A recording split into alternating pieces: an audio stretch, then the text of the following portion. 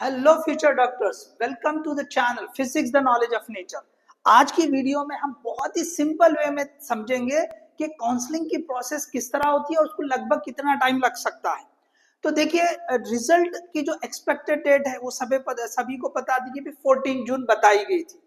अगर हम समझने के लिए ओके अभी इसी डेट को मानते हुए चलते हैं कि अगर रिजल्ट 14 जून को आ जाता है तो अब यहां से हम समझते हैं कि काउंसलिंग की प्रोसेस किस तरह से होगी। देखिए, सबसे पहले समझे कि जो रिजल्ट आता है उससे हमें क्या मिलता है। आफ्टर रिजल्ट सबसे पहले हमें क्या मिलेगा।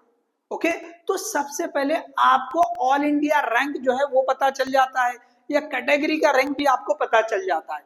तो यहाँ पे मेनली अगर हम बात करें कि भाई ऑल इंडिया रैंक आपको मिल जाएगा, तो ऑल इंडिया रैंक मिलने से क्या होगा, तो एक्चुअल कट ऑफ समझ में आएगा। देखिए, अब तक जितने भी वीडियो है कई सारे एक्सपर्ट ने बताए हैं, ओके, वो सारे एक्सपेक्टेड कट ऑफ है।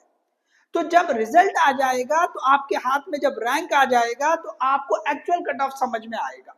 तो सबसे पहला काम, जैसे रिजल्ट आए आपने आपका रैंक लेटर डाउनलोड कर देना।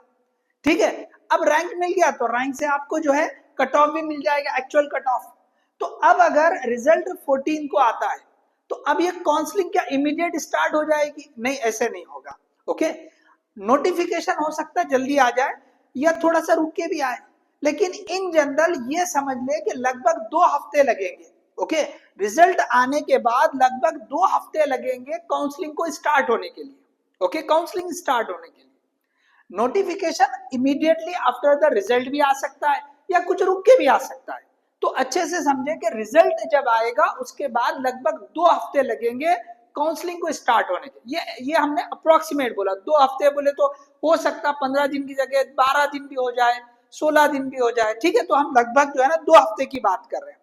तो अगर 2 हफ्ते बोले तो क्या हो जाएगा, एंड ऑफ द जून, या हम अगर नेक्स्ट मंथ के हिसाब से देख लेंगे फर्स्ट ऑफ जुलाई, तो 1 जुलाई के आसपास, ओके, अराउंड 1 जुलाई ये जो काउंसलिंग है वो स्टार्ट होने के चांसेस रहेंगे, मोस्टली स्टार्ट हो जाएगी समझे। अब इसके बाद क्या होगा कि जैसे ही ये काउंसलिंग स्टार्ट होगी उससे पहले ओके एमसीसी क्या करेगी, ओके, कॉलेज की लिस्ट आपको बताती है। ओके, वो अपलोड कर देती है।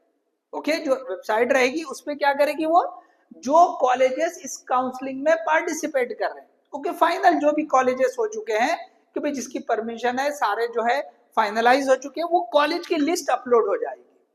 ओके, वो कॉलेज की लिस्ट जो है एमसीसी अपलोड कर देगी। अब इसके बाद क्या होगा कि भाई आपका जो है पहले राउंड की बात आती है, फर्स्ट राउंड। तो फर्स्ट राउंड लगभग इसके और एक 10-12 दिन के बाद शुरू होगा।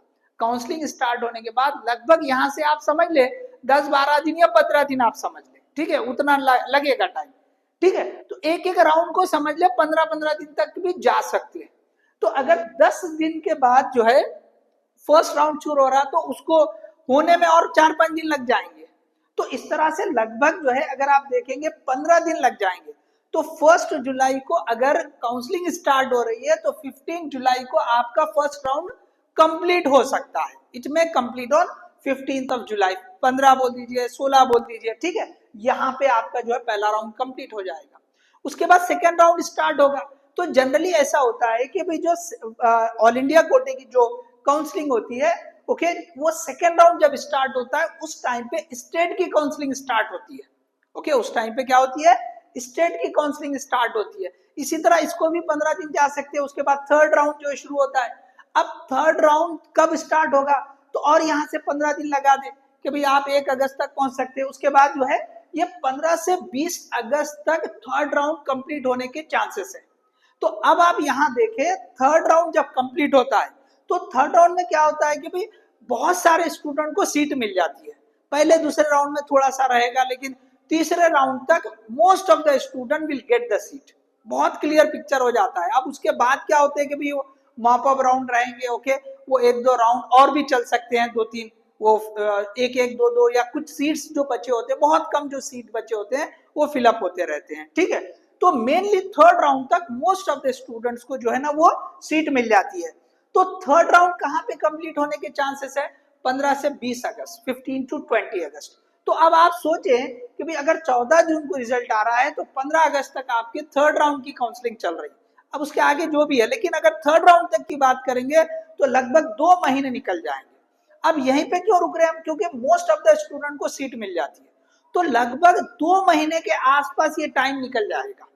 तो अब देखो ये 2 महीने में, ओके, इससे पहले भी हमने बताया कि अगर आपको डाउट है कि आपको चांस जो है एमबीबीएस की सीट नहीं मिलने के चांसेस है, या आपके जो है मार्क्स थोड़ा सा कम है और आपका एम है कि आपको एमबीबीएस ही करना है, तो आपने ये जो 2 महीने है ना ये डालने नहीं है, इसीलिए लिखा okay around 2 months till the third round. तो इन 2 महीने में ऐसे स्टूडेंट्स को क्या करना चाहिए, तो सिंपली देखिए आप बिल्कुल काउंसलिंग ट्राई करें, लास्ट राउंड तक जाए। सीट मिल गई बहुत अच्छी बात है, अगर सीट नहीं मिले और आपने प्रिपरेशन स्टार्ट नहीं की तो आपके 2 से 3 महीने चले जाएंगे। याद रखें आपका अच्छा खासा वक्त जो है ना जो है वेस्ट हो जाएगा, टाइम वेस्ट हो जाएगा। तो बेटर ये है कि आप जो है ना ये रिजल्ट के आने का भी इंतजार ना करें, आप जो है जैसे इससे पहले की वीडियो में मैंने बताया था कि आप इमीडिएटली आप जो है ना तैयारी शुरू करें, और जैसे आपको सीट मिल जाए आप रुक जाएं, तो आपका वहां पे नुकसान नहीं होगा। बाई चांस अगर आपको सीट नहीं मिली तो आप वो स्टडी को कंटिन्यू कर सकते हैं, तो आपका जो है ना टाइम जो है ना वेस्ट नहीं होगा। तो आप इसको भी समझें कि अगर जिन स्टूडेंट को डाउट है, ओके, जैसे अगर 420 430 ऐसे मार्क्स है तो वो वहां पे एमबीबीएस सीट गवर्नमेंट की मिलना बहुत मुश्किल है। हाँ अगर आप प्राइवेट में वो ट्राई कर रहे हैं तो हो सकता है कहीं चांस लग जाए, इट्स ओके। लेकिन अगर आपको गवर्नमेंट की ही सीट होना है, ओके, फाइनेंशियली आप उतना बियर नहीं कर सकते, तो it is better to start right now. अभी से आप तैयारी शुरू करें अगर आपने तैयारी शुरू नहीं की है तो, अदरवाइज आपको तो काफी पहले से तैयारी स्टार्ट कर लेना चाहिए। हाँ नहीं आपके पास अगर एमबीबीएस करने का नहीं आपको कुछ और है तो फिर दूसरे ऑप्शन की तरफ आप जा सकते हैं। हमने उससे रिलेटेड एक वीडियो बनाई थी कि अगर आपके मार्क्स लेस देन 400 है तो आप क्या कर सकते हैं, आपके पास क्या क्या ऑप्शन है, तो आप वो भी जो है देख सकते हैं। आपके पास एमबीबीएस मतलब जो है करने का भी ऑप्शन बन सकता है, तो उसमें आपको बताया गया है, ठीक है। तो ये जो है वीडियो हमने बहुत सिंपल वे में रिजल्ट के बाद काउंसलिंग किस तरह से जैसे राउंड्स चलते हैं, ओके, कितना टाइम लग सकता है, एकदम आसान तरीके से, मैंने बहुत ज्यादा डिटेल में नहीं सिंपल वे में बताने की कोशिश की है। तो होप आपको ये वीडियो पसंद आई होगी, तो इसको ज्यादा से ज्यादा लाइक करें, शेयर करें और चैनल को सब्सक्राइब करें। Okay, all the best, thank you.